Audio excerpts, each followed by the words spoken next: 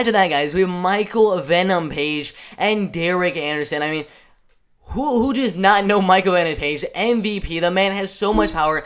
He's a crazy striker, man. On a 4-5 win streak, only one loss to Douglas Lima around 2 years ago. 18 wins and 1 loss. A lot of finishes and then a lot of wins. Coming by knockout right here. You look at 10 knockout wins, 4 submission wins, and 4 decision wins. His only loss coming by knockout to Douglas Lima about 2 years ago, right there. Really tall, really lengthy. A 3-inch reach advantage and a 3-inch height advantage over Derek Anderson right here. Derek Anderson, 17 wins and 3 losses. You look at how he wins his fights: 6 knockout wins, 6 submission wins, and 5 decision wins. If this fight stays in the feet, you already know who's going to have the advantage. Michael Venom Page is going to piece up Derek Anderson in the striking game. I don't really see much of an advantage for Derek Anderson in the striking game or in the clinch game right here. If the fight stays in the feet, but Michael Venom Page is going to get a knockout, a flashy flying knee, something crazy like that.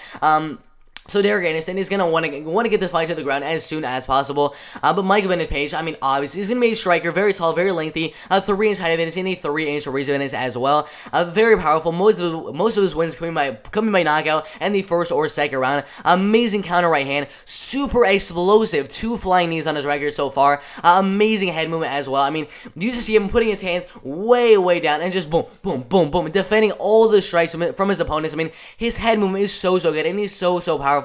So long, so lengthy, super powerful elbows, and his ground and pound is amazing, man. If he somehow manages to get you down, his elbows are so sharp, and they're probably gonna cut a nice little hole right here in your nose. But yeah, he's just an absolute beast, 100%. Derek Anderson, a striker with good submissions from the bottom, a lot of guillotines, a lot of triangle submissions as well. His main weapon in the striking game is a straight overhand right to body kick. That's the main way he's gonna be landing the shots in the striking game. But again, as I said at the beginning of the video, Michael Page will obviously have the striking advantage in the fight.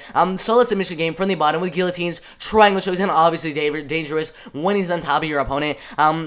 Super bloody elbows in the clinch as well. They both have really sharp elbows in the clinch and on the ground with ground and pound shots as well. A good kickboxing, but again, not going to have the boxing or kickboxing advantage over Michael Page right here. But he is very good outside leg kicks, which could play a factor because we saw Michael Page fight Douglas Lima, and his leg was destroyed after that fight. So Derek Anderson needs to implement a lot of leg kicks in the first and second round right here, and then a really good knees to the body as well. So I think Derek Anderson just needs to chop those legs, land a buttload of leg kicks on Michael Page, and if he can actually do some damage with those leg kicks on Michael Page, then it'll 100% increase the chances that Derek Anderson will win the fight. But at range, Michael Page will have the advantage. His striking, his speed, his power, his length, everything at range. So Michael Page will have the advantage 100%. So Derek Anderson will need to close that distance, land a lot of good leg kicks, and get the fight in the clinch and go for takedowns, and just keep on landing those leg kicks over and over again. But it's gonna be a tough task. I mean, the only man that's been able to do that was Douglas Lima, one of the best welterweight fighters in Bellator history.